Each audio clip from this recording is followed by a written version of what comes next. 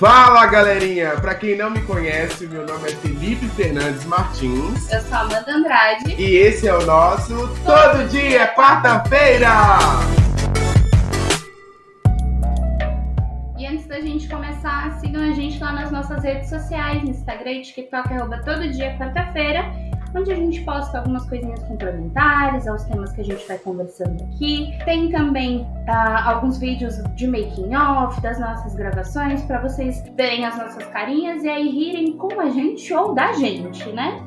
Lembrando que esse podcast é para maiores de 18 anos, então às vezes podem sair algumas palavrinhas aí que não tão educadas, algumas coisinhas picantes, então evitem ouvir perto das criancinhas ou ouçam de fone de ouvido. E é importante dizer que, apesar da gente ser psicólogo, isso aqui não se trata de uma sessão de terapia. A ideia é a gente poder conversar e trazer reflexões sobre as histórias que a gente vai contando aqui. Exatamente. E lembrando que se você está gostando aqui do nosso trabalho, você também pode nos enviar a sua história através do link que está na nossa bio do Instagram.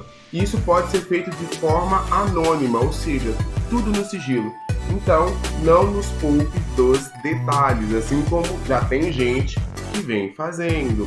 E sem mais delongas, agora a gente vai pro nosso episódio.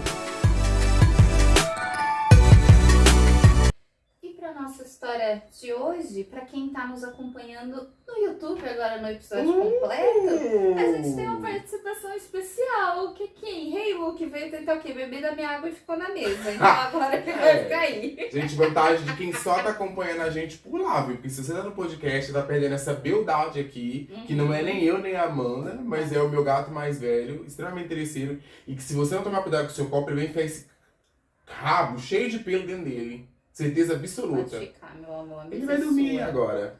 Tá vendo? Então, pra quem está no YouTube, que é a nossa mais nova casa, vai poder acompanhar eu fazendo carinho no gatinho, o gatinho enfeitando a mesa enquanto a gente conta histórias, né, neném? E eu tentando não ter pelos na minha água. Pelo amor de Deus, coloca esse rabo na água, quero muito filmar isso, mas... Aí, filmando o rabo na água, eu não vejo e bebendo depois, né? Palhaço, patife. Então, bora lá pra nossa história, produção, tudo bem? Onde é que você tá indo? O que tá acontecendo? A produção checando se tá filmando, mas assim, lembra o sofá que eu falei 3 episódios atrás que tava em cima da geladeira? Continua, só que ele passou por cima do sofá que tava em cima da geladeira. Mas todo mundo bem. Então, bora lá. Oi, sou mulher, hoje tenho 24 anos, atualmente em um relacionamento sério há 5 anos. Para contexto, já tive diversos rolos e também tenho uma condição de saúde. Antes de descobrir a epilepsia, era estranho simplesmente ter espasmos e não ter como explicar para as pessoas o que era. Eu tinha um namorinho na época e quando começou ele simplesmente mandou por mensagem, na época ainda era SMS. Nossa, mulher! Que não dava mais. Isso tendo falado que me amava um dia antes. Eu só fiquei, e aí tem muitas interrogações, aquela cara de... Hã? Tempos depois, eu relacionei a fuga com os meus problemas de saúde. Enfim, um embuste, realmente. Se foi isso, um belo bosta. Um belo bosta. Teve um outro, esse foi antes de conhecer o atual, cheio dos problemas. Mas sabe o tipo de cara que a conexão é instantânea? Que parece que foi feito sob medida? Tudo encaixa, o beijo, a conversa, tudo mesmo.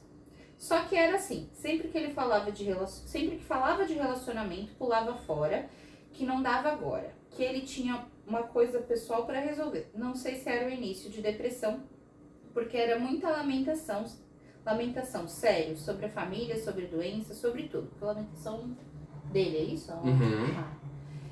Ele sempre falava que queria algo mais, mas sempre estava correndo. Juro que fiquei quase 1 ano insistindo. Inclusive dei um fora no atual na época, porque a iludida aqui jurava que ele era o cara certo, assim, caps.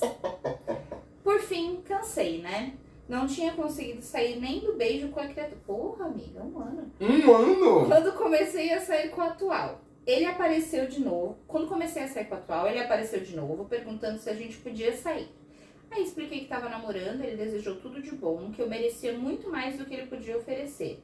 Que ele sentia muito pela forma como agiu comigo e que queria que tivesse dado certo. Pelo menos esse teve uma conversa para fechar, afinal, né? Depois dessa conversa, ele desapareceu. Tive notícia uma vez, vi algo no Instagram dele, no Instagram antes de sumir de novo. Vi que tava namorando, aparentemente feliz. Queria que comentassem um pouco sobre o relacionamento com pessoas que têm quadro clínico como o meu e o dele. O dele e depressão, é isso? Supostamente? Supostamente. Obrigada, moço. Obrigado. É isso, acabamos. Esse foi o comentário. O que você quer dizer com pelo menos esse teve uma conversa de encerramento? Ai, gente. Quer começar? Quantos relacionamentos, assim, de cabeça, assim, mais ou menos, você tem que não terminou? Que não teve uma conversa, assim, pra finalizar, fechar o negócio? Relacionamento nenhum. Rolo. Cara, teve as conversas, os gostos, os aparecimentos da vida aí, que é de um momento mais recente, mas... Ah, o dela teve 1 ano, mais ou menos, né? Mas assim, de ter tido um algo, né? Uma relação com a pessoa, mesmo sem um título, que não tenha tido uma conversa de então tá bom, cada um pro seu lado, acho que... Hoje, é difícil, né? Ter essa conversa de acabar relacionamento. Sim. Tava vendo ontem o episódio de uma série com o meu digníssimo, que o cara, ele era imortal. Então, toda vez que chegava no ponto que ele não queria mais ter um relacionamento, ele fingia a própria morte. Tipo, se jogava de um prédio, na frente de um carro. Todo mundo achava, né, que ele morria. E essa é uma questão, precisava fazer isso, né? Porque ele queria evitar esse tipo de conversa.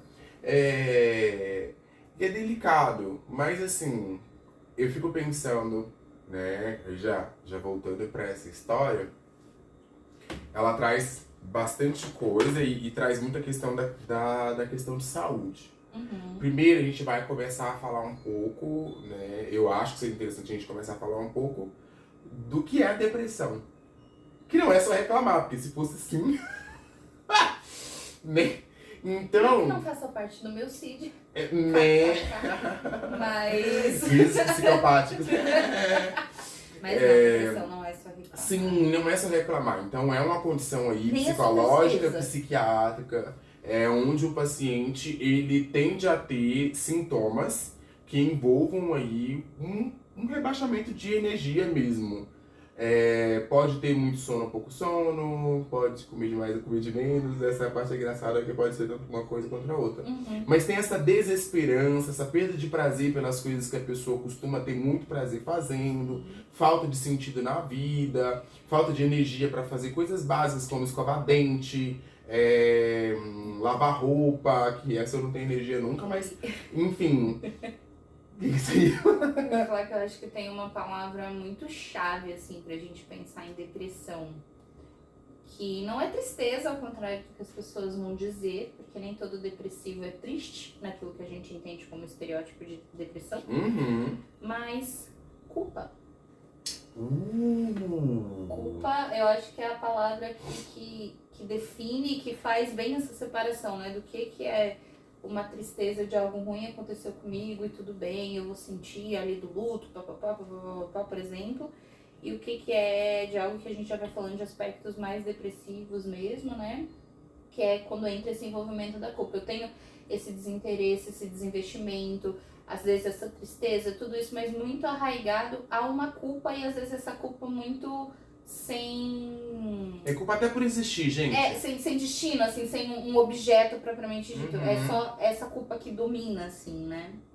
Pensando em aspectos mais... Interessante, nunca tinha pensado por esse lado dessa culpa, assim. Verdade. Bacana. Até quando a gente pensa na melancolia, né? É a culpa pelo objeto que se perdeu. Eu me perdi junto com esse objeto. Eu fazia parte dele, ele vai embora e eu vou embora junto e eu me culpo por esta perda. Enfim, não são todos os casos, mas eu acho que ela, às vezes, é uma forma da gente poder separar, né? E deixar muito claro que tristeza não é depressão e depressão não é só tristeza. E talvez ele estivesse deprimido. Uhum. Não depressivo, que também são duas coisas completamente diferentes. Pesquisem no Google. Vamos fazer isso. Marca uma avaliação com a gente agora. Meu telefone Mas a gente falar de uma pessoa depressiva, né? A gente já tá falando de um quadro, de um transtorno, de uma coisa que já afetou ali neurotransmissores e todo um funcionamento que já tem um quadro instalado. Deprimido, todos nós ficamos deprimidos eventualmente conforme as adversidades da vida. É o momento onde a gente rebaixa o humor pra se haver com aquelas questões e depois a gente consegue, né? É cíclico, divertidamente. Eu descobri, eu descobri hoje ou ontem que isso tem uma função biológica. Sim. Gente, eu não sabia. Eu falei assim, eu achei que você ia falar de divertidamente, porque divertidamente ilustra muito bem esse funcionamento do rebaixamento de humor e da tristeza e da função da tristeza pra gente sobreviver. Gente, falar isso eu preciso mandar com um paciente meu pra poder mandar. Eu vi que, por exemplo, quando um leão vai caçar e ele se machuca, ele tem duas opções. Ele continua caçando machucado e aí corre o risco de ser predado, ou ele se retrai e se recupera. E aí a depressão tem esse funcionamento. De que, o rebaixamento do humor, a depressão. Sim, já. Que você faz esse, de fato, a tristeza, tem essa função de você se recolher após aí um machucado, um trauma, alguma questão, para você se recuperar e continuar. E a depressão seria não conseguir sair desse recolhimento. Eu diria que não só conseguir sair desse recolhimento, mas também o acúmulo de recolhimentos. Porque se você não é recolhi, vou fingir, né, durmo aqui 2 dias, levanto no outro dia e nada aconteceu, e aí a gente a qualidade segue, desse recolhimento, né? Mas a qualidade, o que a gente elabora, o que a gente ressignifica disso que aconteceu. Tem que ter um caminho para aquilo que bateu. Bateu, não vai para lugar nenhum. Vai ficar em você até você fazer alguma coisa com aquilo. Mesmo que você escolher fazer e enfiar aqui. E fede, gente. Fede, igual carniça. Fede. E a depressão, às vezes, é do acúmulo disso, né? É o não poder sentir. É esse retraimento que tem que ter tempo contado. Que você não pode, aí você não entende, acumula e uma hora bate, uma hora derruba. Exatamente. E aí eu acho que a questão dela não é nem relacional e nem a história dela, né? Mas como que você lida com alguém que tem um quadro clínico? E aí ela trouxe 2 questões, a dela é neurológica, que é a epilepsia, Sim. E a dele seria supostamente, para efeitos de cálculo, a gente vai falar depressão, tá? Não é isso, pelo que ela falou, é muito pouco pra gente poder definir, não tinha um diagnóstico médico, mas para efeitos de cálculo a gente vai falar depressão. Quando a gente começa a se relacionar com alguém, a gente entende que essa pessoa tem uma bagagem de vida. E essa bagagem nem sempre é só, aliás, nunca é só emocional. Sim. Tem também outras questões. E com algumas dessas questões vem quadros médicos. Pode ser uma diabetes, uma pressão alta, que são coisas que vão interferir também na vida da pessoa que está entrando nessa relação. Né? Mas um quadro epilético, ele tem toda uma gama de cuidados e de precauções que, pelo que eu entendi, estava no começo dela, porque tem medicação para evitar, mas Sim. medicação, gente... Assim como toda doença crônica, ela vai tratar, mas ela não vai curar e eventualmente você vai ter altos e baixos, você vai precisar de reajustes, enfim. E medicação, principalmente quando a gente vai falar de questões psiquiátricas, e aí eu vou falar psiquiatra, não neurológico, porque eu não entendo muito das neurológicas, não é minha especialidade, elas vão te ajudar a ter menos episódios, com menos intensidade, mas não quer dizer que nunca mais, enquanto você estiver em uso daquela medicação, você vai ter alguma crise. Pode acontecer, né? E se você... Eu acho que a transparência cabe muito nisso. Se você tem um quadro desse nível e não fala pro seu parceiro, você mata a pessoa do coração. Tudo bem que aí nesse contexto ela também estava se apropriando, né? Sim. Acredito que hoje talvez ela já tenha uma outra tratativa dinâmica, sobre isso sim. e tudo mais. Mas sim, é importante essa transparência, né? Mas aí tem outro ponto que eu acho legal a gente pensar, e acho que até pelas vivências hospitalares dos dois, isso talvez você... Eu sei que eu acompanho, talvez você tenha acompanhado muito também. De disponibilidade do outro em estar com a pessoa adoecida. E aí, além de falar de disponibilidade do outro, falar do quanto os homens têm essa disponibilidade muito menor, né? Porque é isso. O papel da mulher é cuidar, o papel da mulher tá ali, né? Na alegria, na tristeza, na saúde, na doença, coisas todas. Parece que pro homem isso não vale tanto, né? Eu não sei você, mas eu, pelo menos ali no trajeto hospitalar, acompanhei muitos casos onde as mulheres ficavam ali com os homens anos a fio. Todo homem casado, a esposa tá lá com eles. Dificilmente elas não estão, e quando não estão, elas colocam alguém pra estar lá, mas sozinho ele não fica. Mas a O mulher fica contrário, sozinha. gente do céu, Muito frequente. é doloroso. É doloroso. E não só do esposo, mas como também, às vezes, dos filhos. Sim. Né? Então, assim, é delicado pra caralho. Porque, de fato, não é uma culpa sua você ter uma condição dessa. E você também não pode exigir que o outro assuma, se comprometa com essa questão. Por isso que é importante pra mim a transparência. Ó, eu tenho esse transtorno, eu tenho esse quadro, eu tenho isso aqui. É uma questão pra você? Sim. Eu já fui, antes, né, de estar nesse relacionamento, eu sempre fui muito direto com a minha questão clínica, que eu tenho, né, faço acompanhamento psiquiátrico. E eles falam, mas eu não quero saber disso. Mas aí na hora que eu surto e quebra a casa da pessoa... Mentira. E aí, eu não quero saber disso, mas eu quero te contar. Porque depois você vai ver ali os remédios que eu tomo, você vai se perguntar pra quê. Depois você tem preconceito, porque a gente tem muito preconceito com todos esses quadros. Porque a gente acha às vezes que epilepsia é só aquela que a pessoa cai, fica tremendo, babando, virando o olho. Não, gente. Tem gente que tem ataque epilético sentada aqui parada. Ela tá com o olho aberto. Um minutinho, teve a crise ali e voltou. Pra quem quiser pesquisar, chama-se crise de ausência. Né? Então, assim, é delicado porque às vezes a pessoa ela tem a disponibilidade pra falar pra alguém, mas a pessoa quer continuar com ela, mas não quer fazer parte disso. E aí, por isso que eu trouxe a questão da disponibilidade, né, do outro, de estar nessa parceria, e trouxe esse recorte pra pensar em questões de gênero e tudo mais, porque essa disponibilidade ela é construída também, né? Tem-se a ideia, e aí até pensando em questões de maternidade, que a mulher tem essa predisposição, de estar ali. Que não, né? A mulher tem que estar sempre disponível uma porra que tem que estar. Mas de que a gente constrói também essas questões do quão disponível eu estou para o outro para embarcar nisso, né? E aí, não só pelo viés social, mas de família mesmo, de criação dessas relações, enfim. Como que essas pessoas se veem para estar nessa relação também, para lidar com isso que o outro vai trazer. Sim, e o homem, se ele escolhe não estar presente, já é esperado.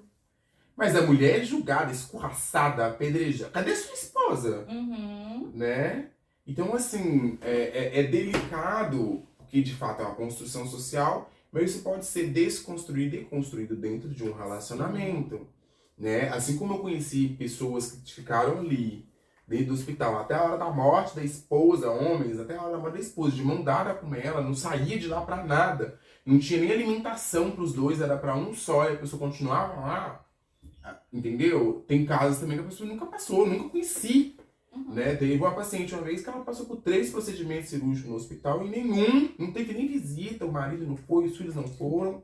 Isso, e ela lamenta isso. Então, a gente entende, mas ele não era casado com ela, mas poxa, foi uma questão que durou... Não, pera aí que eu tô confundindo. Foi um primeiro, né? Foi um primeiro. Primeiro que ficou sabendo e depois vazou. Sim, tá no campo das suposições, né? Acredita-se que sim, que seja disso, enfim, a gente não tem muitos elementos aí pra bater que foi martelo, mas parece ter sido por isso, né? Mas pensa bem, né?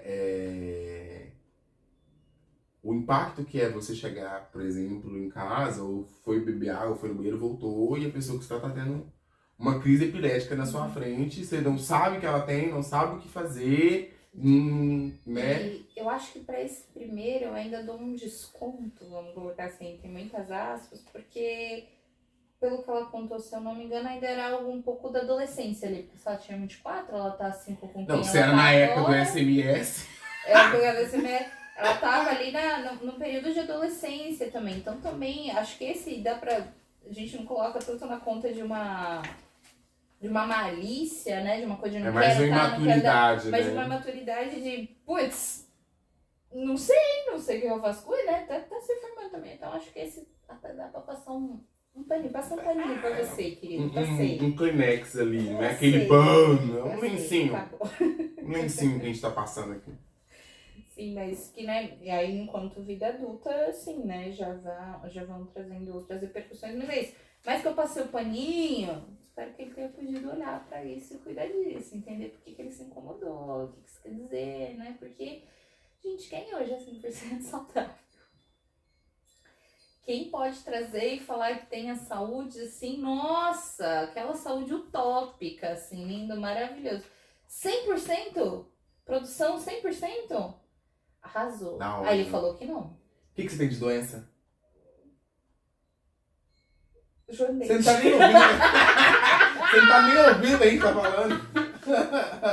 Você não tem nada, não. O que você tem? Ele tá apontando pro joelhinho. Joelho Tá vendo? já não tá 100%. É isso. Tornozelo, punho, cotovelo. Essas A junções. junta, né? Junta tudo e jogar fora. É, A gente vai chegar ali na qualidade, calma. né? Menina, eu tô pior. Mas isso não... É mesmo, você tava com o ciático podre. Gente, essa semana eu falei pra todo mundo, eu tava dizendo a frase mais velha que eu já disse na minha vida inteira, ao auge dos meus 29 anos, que é: tô com dor no ciático. Não é que ele existe, gente. Eu achei que era a imaginação desse povo. Mas o ciático tava ali mordendo ela ali, ó.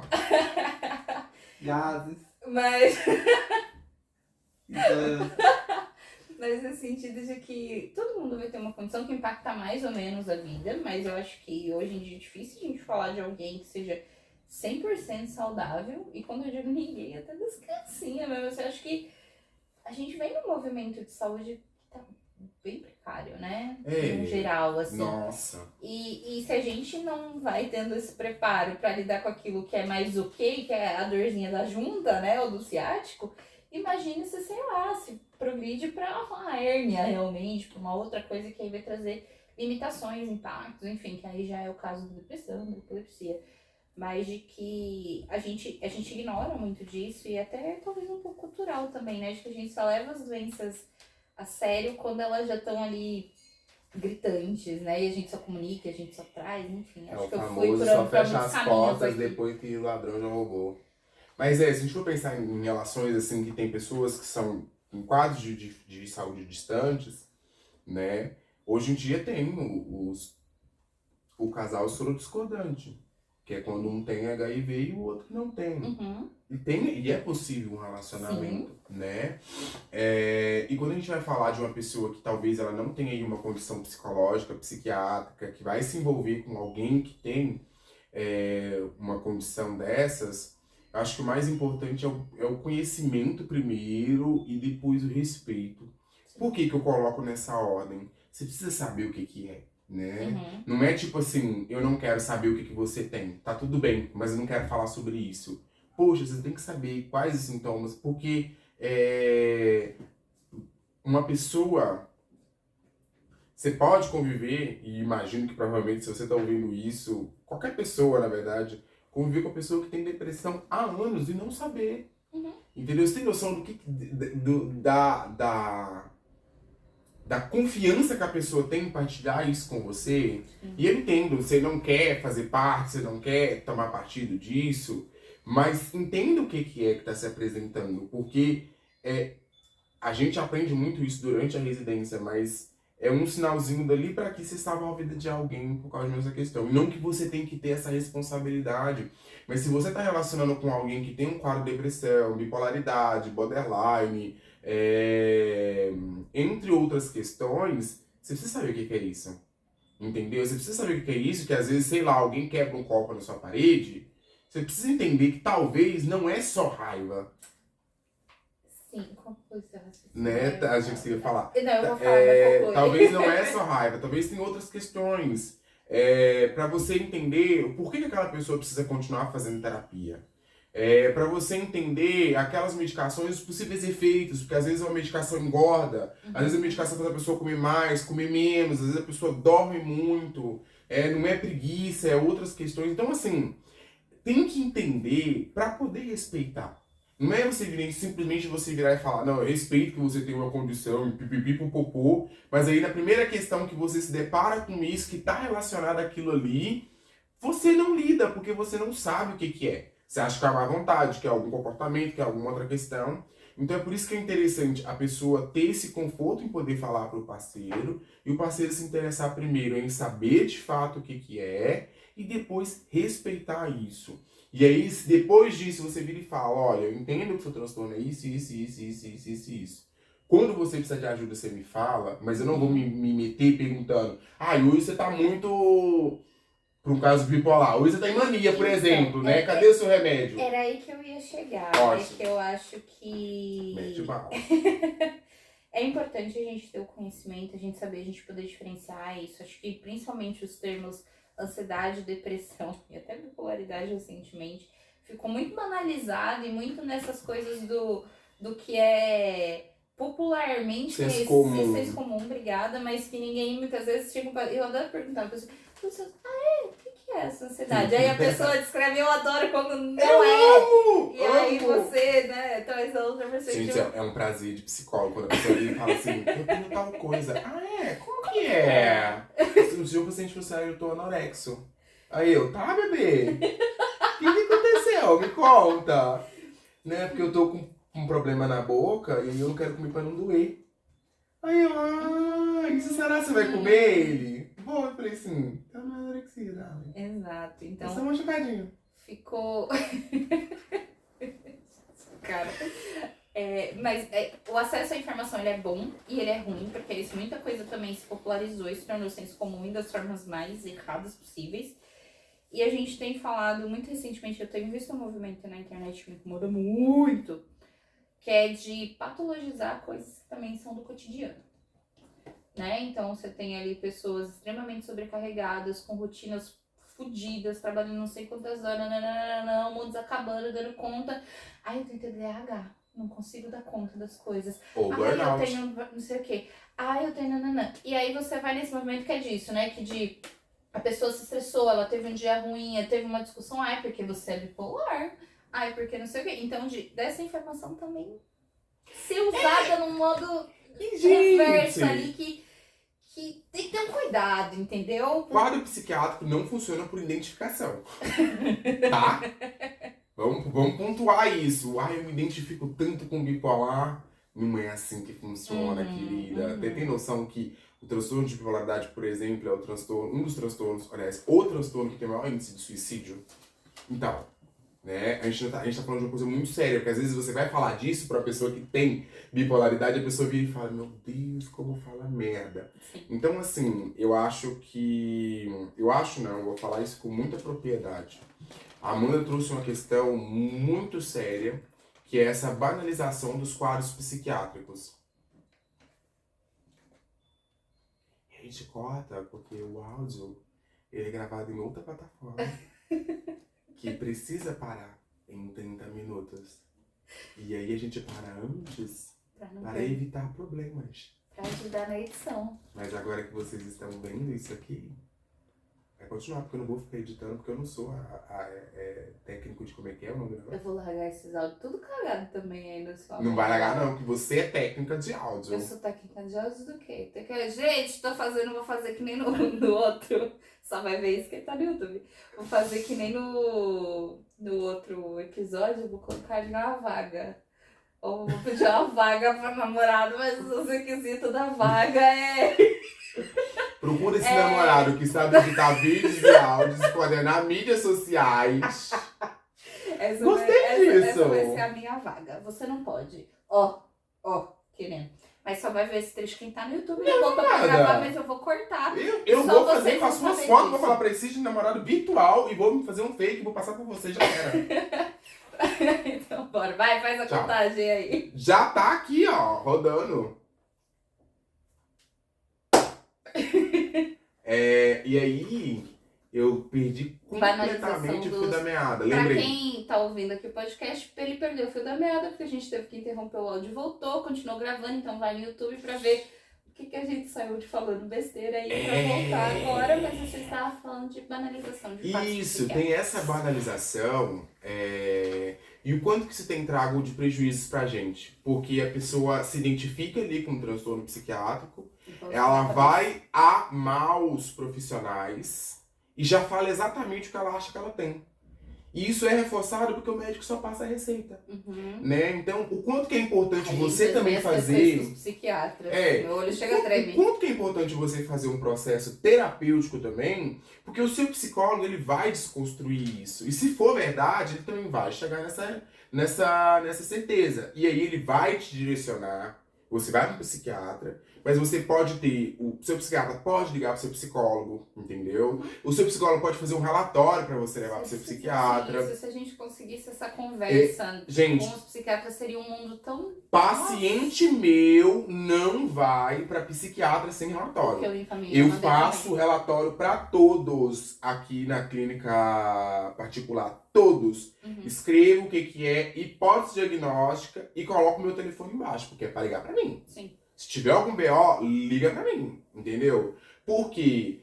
Por que é importante isso, gente? Porque a gente tem uma necessidade esmagadora de definir as coisas. Mas a gente tá cagando se essa definição tá certa ou errada. A gente só quer que tenha nome. Porque a gente acha que com o nome a gente vai conseguir dimensionar, carregar e posicionar isso. E aí eu acho que é por isso que vai pro transtorno. Porque se eu dou nome pra isso, mas dou nome pra isso enquanto uma patologia... dá a sensação de se eximir da responsabilidade de fazer alguma coisa com aquilo. E, porra, nem sempre você vai estar depressivo. Às vezes você só vai estar vivendo um momento bosta e você vai estar triste. O que tá te incomodando são as suas relações, é aquele trabalho de merda, é o chefe, é o acúmulo de trabalho, que tá te deixando triste, mas você não tem depressão, você tem que lidar com outras coisas que estão acontecendo ali. E tem um meme que tá rodando agora que... em vez de citar Freud, Lacan, qualquer outro autor, eu vou citar memes. É assim que funciona aqui. Que fala, né? Eu fui no psicólogo e descobri que meu maior medo agora é ir no psicólogo, no psiquiatra, descobri que eu não tenho transtorno nenhum. E, de fato, gente, duas coisas. A vida da gente, ela tem ali, né? A gente existe nessa vida da gente. Astros e transtorno psiquiátrico não justificam você ser um merda. Entendeu? Tem acompanhamento, remédio, tratamento pra tudo isso. Pelo amor de Deus, filha, fica aí, mas não derruba tudo, não. Os gatos estão andando em territórios perigosos dentro dessa casa. Saiu. Mas, enfim, não justifica. Não é Mercúrio retrógrado, não é, entendeu, a lua escorpião. É você que é um bosta. E aí, a mesma questão de transtorno...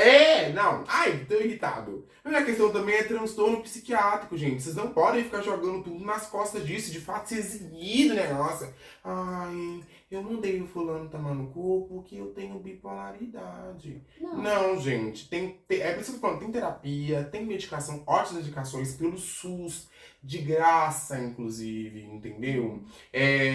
Que você pode fazer o uso e se recuperar. E aí, se você acha...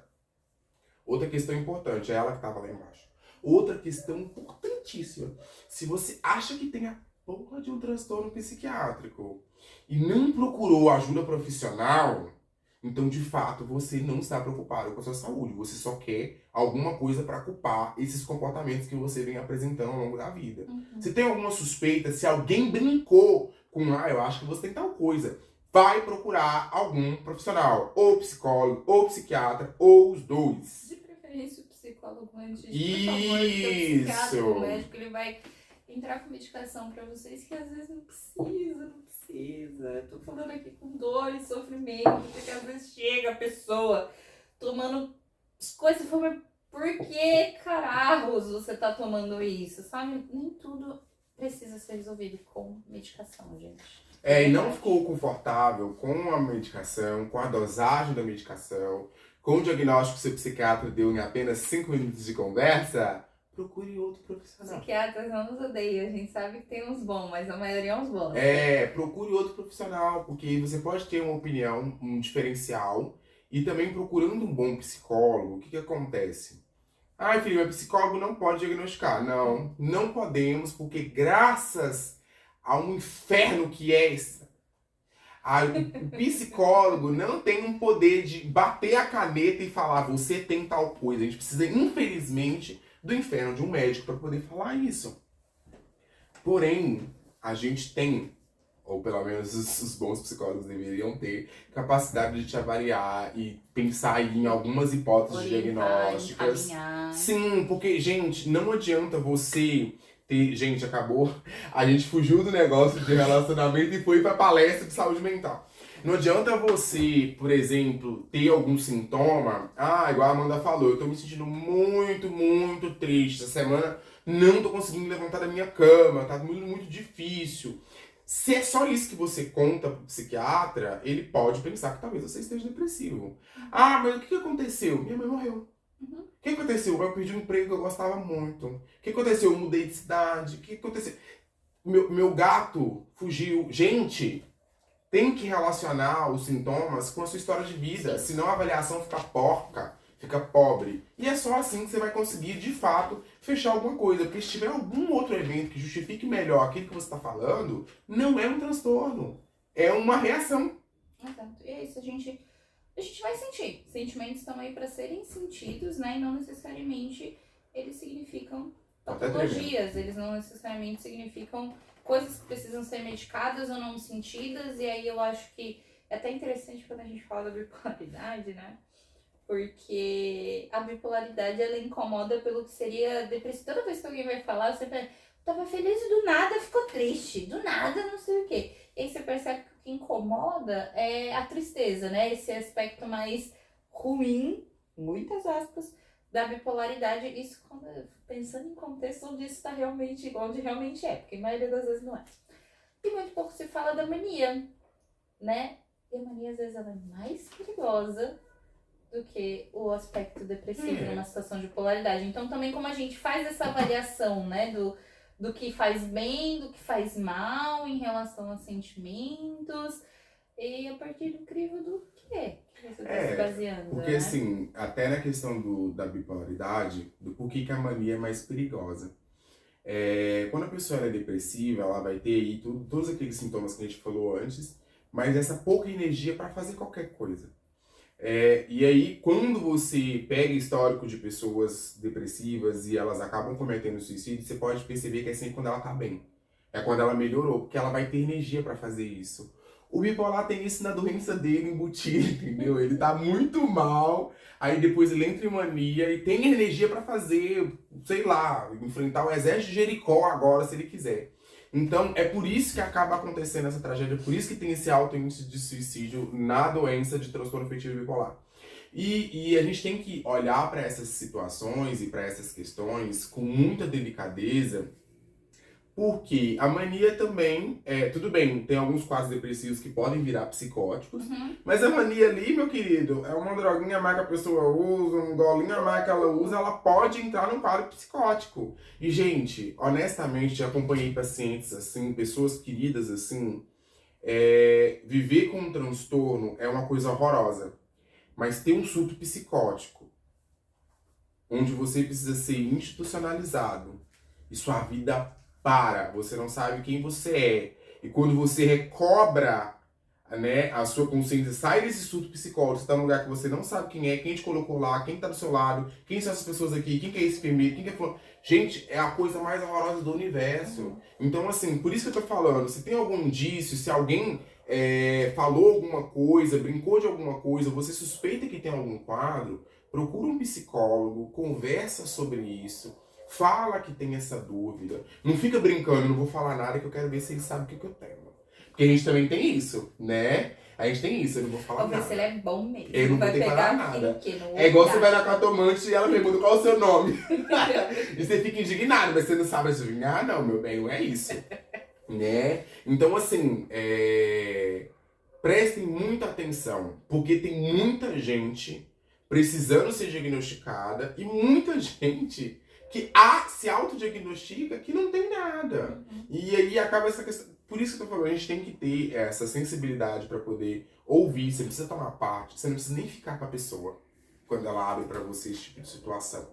Desde que você respeite o que ela trouxe, entendeu? E a mesma coisa, que vocês que têm algum quadro psiquiátrico possam falar com seus amigos, não só psiquiátrico, como outros. Uma rede de apoio, a gente sempre fala muito disso, né?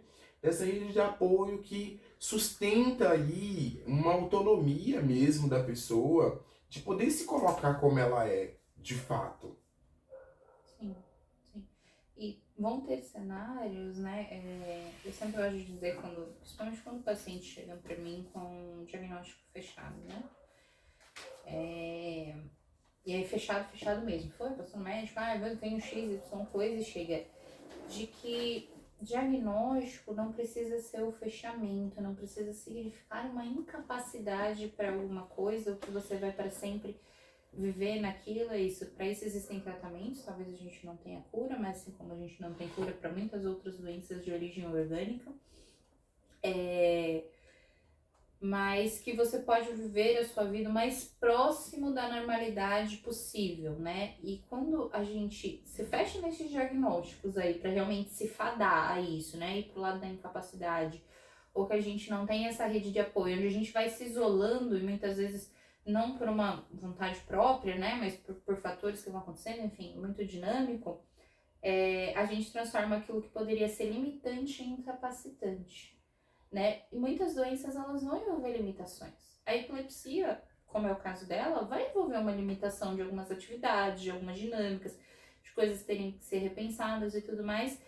Mas é isso, se eu não tenho acesso a outras ferramentas, a relações, a pessoas, a rede, enfim, isso que me limitaria me incapacita, né? Eu já não posso mais fazer, porque eu perco as vias para fazer isso, né? Então, como é importante ter esse aspecto também de não se incapacitar porque você recebeu um diagnóstico, né? Casos e casos, gente. Sim, vão ter casos ali, né? Para além e tudo mais, mas eu diria que existem muito mais limitações do que incapacidades, num termo geral. E aí, quando eu digo isso, não é de, eu amputei a mão, né? Eu não vou ter mais, talvez, a capacidade de pegar com a minha própria mão aquilo que eu gostaria de pegar. Mas não significa que aquilo não pode mais chegar a mim. Eu posso, né, transformar essa incapacidade em uma limitação. Eu não vou fazer eu por mim, mas eu posso ainda ter acesso àquela questão. Acho que é nesse sentido que eu tava tentando trazer aí essa diferença. E também não tem vergonha em ter um quadro psiquiátrico, ou psicológico, ou neurológico, inclusive. Dificilmente alguém vai escolher estar doente, né? Dificilmente alguém vai escolher estar doente. Ai, Felipe, mas por que dificilmente? Alguém escolhe? Escolhe. Meu bem, né? A gente vê de tudo nesse mundo. Mas é interessante isso que a Amanda falou, porque aí agora quem perdeu o fio da meada fui eu, de novo. Você tava pesquisando alguma coisa aí. Não, é que você tava falando dessa questão, né, de transtornos e tudo mais. E apareceu essa matéria do cordão de girassol, que identifica pessoas com deficiências ocultas ou não aparentes, né? E que isso foi uma lei aprovada. Eu achei um negócio maravilhoso. Fantástico. O uso do cordão é opcional. E aí o caso você não precisa usar para poder mostrar que tem essa deficiência oculta. É só conversar com quem vai te atender, recepcionar, alguma coisa assim, mostrar algum comprovante, alguma outra questão. Mas é um negócio muito interessante porque acaba englobando também um pouco do que a gente está falando, né? Dessa questão. Porque tem pessoas que têm, por exemplo, e não... De sinalizar para o outro. Acho que é esse o grande marco, né? De poder contar para o outro que existe algo de diferente, vai precisar de uma atenção diferenciada. Sim! Ponto. E aí, gente, por quê? Lembrei agora, o fio da minha hora que eu tava pegando duas coisas. Tem profissionais que não gostam de dar diagnóstico. Eu sou meio contra. Depende. Porque... Eu tenho medo dos reflexos do diagnóstico. Ele não dá, mas a pessoa não dá diagnóstico, mas dá medicação. E a pessoa fica tomando, por que você dá uma medicação? O psiquiatra não quis falar. Então, gente, pelo amor de Deus, né? Você vai medicar, fala. Sim. Explica. É direito, na realidade, E né? Da pessoa recomenda fortemente o senhor profissional da medicina que ele faça acompanhamento psicológico. Não adianta, se você concorda com isso, mas foda-se. Você vai concordar que se ele está fazendo acompanhamento medicamentoso com você, tem que estar fazendo acompanhamento psicológico com o profissional. Né? Porque o que você vê uma vez a cada 3 meses, a gente vê uma vez por semana para resolver algumas coisas. Mas enfim. E aí agora, de novo, eu fiquei puto com isso, que eu tô muito puto com esse episódio. Tem médico que não dá o diagnóstico, aí a gente falou do cordão de girassol. Jesus. Fugiu mesmo da cabeça. você falou, né? Depende do impacto que esse diagnóstico vai causar. Mas eu fico pensando muito assim, na fantasia que a pessoa cria, Uhum. se ela não tem um nome. Sim, sim. Não, o que eu digo de temor, eu acho que os nomes têm que ser dados, as coisas têm que ser nomeadas, e aqui não estamos falando nem só de diagnóstico, de doenças, de outras coisas. As coisas precisam ter nome, porque quando tem nome a gente consegue montar, né? É que nem se eu falar rosa. Talvez se eu falar a palavra rosa agora pra alguém, você vai pensar na Barbie, no seu look, outro vai pensar no seu quê, Eu outro vai pensei pensar no no Pequeno Príncipe. Ô Rosa, vim te regar. O vídeo da Adélia. Ai, eu amo. A Demi. Mesma coisa. Adélia não me processa! Mas que é isso, vão ter significados diferentes, então quando eu dou um nome, eu capto o que aquilo vai trazer pra pessoa e eu posso fazer alguma coisa por isso, porque é isso, cada um vai ter também uma interpretação. E tudo que fica sem nome dá angústia. E agora quem perdeu o fio da meada foi você. nesse sentido de que as coisas têm que ser sim nomeadas e que o meu medo é da repercussão justamente por conta dessas imagens mentais que acompanham essas nomeações. E é isso que me preocupa. Então, o diagnóstico sim, ele é bem-vindo, ele é necessário, mas tem que se ter um cuidado com o que você faz com esse diagnóstico. A partir do momento, não é falar, você tem XY coisa, um beijo, um queijo e a gente se vê daqui a 3 meses. E se vê, né? Se vê. Porque, gente, quanta gente que não volta depois que tem um diagnóstico, é uma estatística caralhada. Lembrei o que é, se eu esqueci, políticas públicas. Tá bom. Entendeu?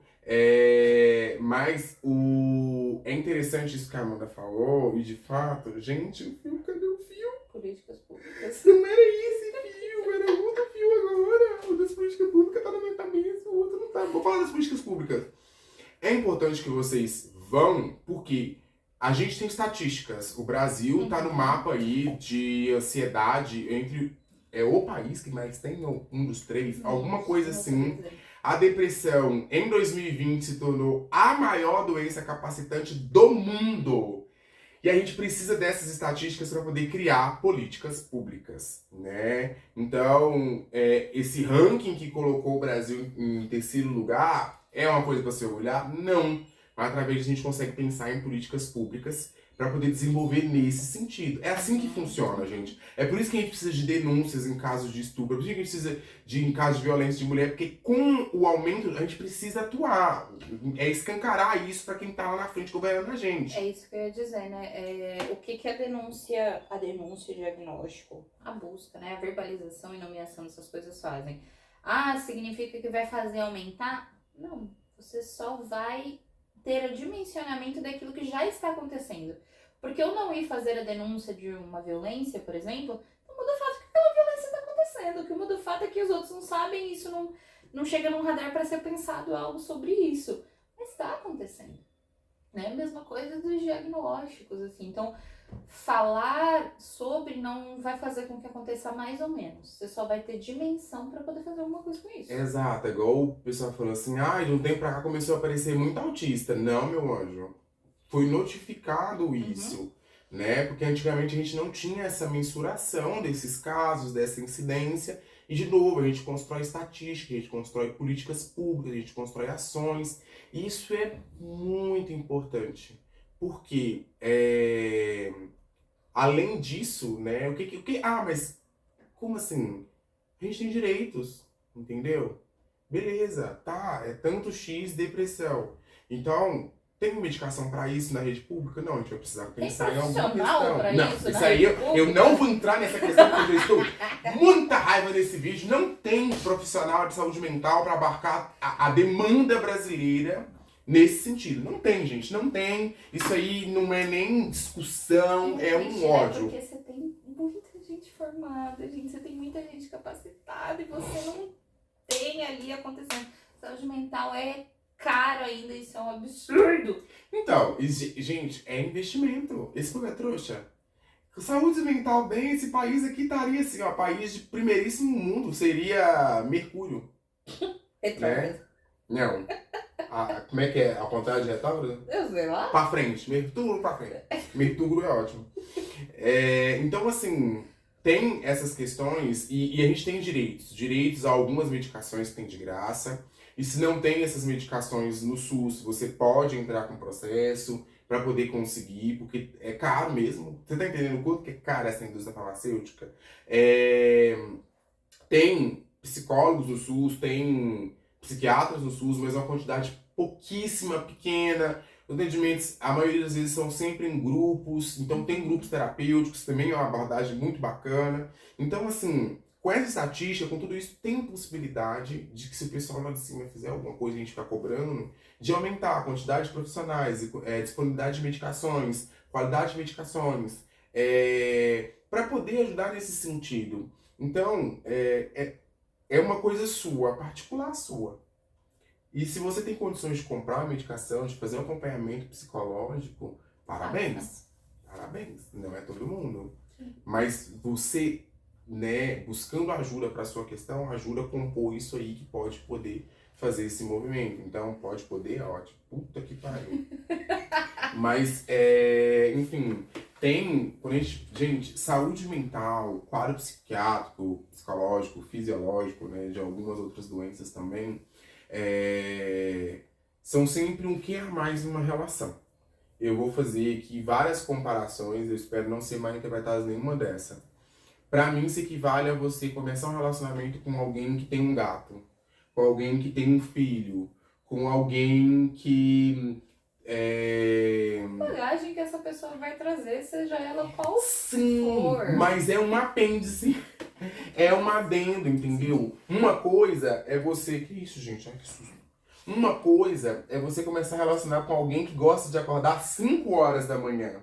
Outra coisa é você relacionar com alguém que tem um transtorno psiquiátrico, que às vezes vai sair da linha um pouco, porque a medicação não vai prever tudo o tempo inteiro. É delicado. Dias bons e dias ruins. Dias bons e dias ruins. Isso vai acontecer com qualquer pessoa, independente do transtorno. Mas aí você consegue entender um pouco desse contexto. E ouvir o outro, tem os compromissos para um bom relacionamento. Você a não tem coisa mandamento maravilhosa. aí? É o 10 mandamento da igreja. Sempre aceitado o ensino mental do outro. Vamos refazer os 10 mandamentos? A gente pode fazer numa próxima. Gosto. Não agora, mas gosto. Meu Deus. A gente vai ser pedrejado. Excomungar. Agora não é nem cancelado, é excomungado também. Mas um dos 5 compromissos da filosofia tolteca, o quinto é esse. Seja cético, mas saiba ouvir. Você não precisa comprar aquilo, você não precisa entender, né? Porque tem gente que não acredita em transtorno mental. Assim, tem negacionista de tudo. Mas você precisa saber ouvir aquilo e acolher. Porque se a pessoa te trouxe, tem um sofrimento envolvido, e você é importante para ela o suficiente para falar. Porque a gente não sai batendo aos 4 cantos e falando, eu tenho um problema. A gente fala com quem a gente confia, geralmente. E então sejam céticos, mas saibam ouvir. Eu acho que isso contribui muito. E se você não puder, nesse momento, com aquilo que você ouviu, fazer parte da vida como um par romântico ou como um amigo, e quiser, sei lá, eu não posso te namorar, mas eu gostaria de te ajudar nesse caminho. Acho que é demais pra mim, mas eu não quero também. Fala, entendeu? E aí, ai Felipe, você faz parecer que é muito falso, não mexe, eu cheguei falando. Você tá fazendo terapia? Não, né? Não, né? Inferno. Mas acho que foi um episódio que a gente foi falar mais ali de saúde mental. Relacionamento, saúde mental. E questões sociais e de saúde em geral e tudo mais, mas até porque ela trouxe um pouco dessa demanda, né, de como se relacionar com isso. Acho que não tem como a gente falar de uma coisa sem falar da outra, porque é isso, muitos vieses, muitos preconceitos, muitas coisas envolvidas em questões de saúde que vão refletir dentro do relacionamento, e a gente não consegue falar de uma coisa sem falar da outra, né? Seria hipócrita. Seria bem babaca a gente falar de uma coisa sem falar da outra, porque, enfim. Mas a gente entende que é isso, é um tema delicado, um tema que vai para muitas vertentes, e a gente quer ouvir vocês também. Compartilhem o que vocês acham, suas histórias, se alguém tiver algo aí, né? Aqui ela trouxe um recorte bem rápido, assim, dessa questão de saúde, mas se alguém teve uma história envolvendo isso, quiser compartilhar com a gente, quiser que a gente fale sobre isso aí de uma forma mais específica, manda pra gente, né? E vamos conversar, vamos pensar sobre isso. Dialogar é bom, e acho que tem muita coisa aí pra gente desmistificar e desconstruir desse tema. Exatamente. Gente, não tenham medo dos transtornos de vocês, se é que eles existam. Com bom acompanhamento, de verdade, psicológico, às vezes, se necessário, psiquiátrico. Nós estamos até gravando podcast aqui, o Cid tá em dia, gente. Talvez. Na hora que desliga a câmera que o inferno aparece. Mas, não tô falando pra vocês abraçarem isso, porque tem um grande sofrimento quando você descobre esse tipo de questão, né? Se você apertar no botão e desligar, o papai fica muito triste. Que coisa horrorosa, vocês me vendo fazendo essa vozinha de bebê com um gato. Vou até colocar minha mão aqui. Tem essa questão dolorosa que envolve identificar, ser diagnosticado, iniciar tratamento, adaptação com a medicação, que a gente nem entrou nesse quesito, mas também é muito, muito importante a questão da adaptação, que não é alertada pelos psiquiatras como que é, alguns, a maioria. É uma jornada muito individual, porque não tem como você dividir o seu transtorno com alguém. Você divide a informação. O que você está sentindo é só seu, entendeu? Você divide suporte. Exatamente. Então, busquem ajuda. Não se coloquem mais sozinhos ainda nesse escuro, entendeu? E eu espero que vocês, quem já tem, já descobriu, ou quem depois que ouvir isso, possam, né, ser avaliados, ser diagnosticados ou não, mas encontrar uma paz no meio disso tudo. Hoje, eu encontrei a paz com o meu, não foi fácil. Mas é isso, gente. Não tem muito segredo. Vai ser ruim. Mas depois melhora. Mas depois muito. Então é isso. Alguma coisa? Não, tá perfeito. Tá bem, ó. Beijos.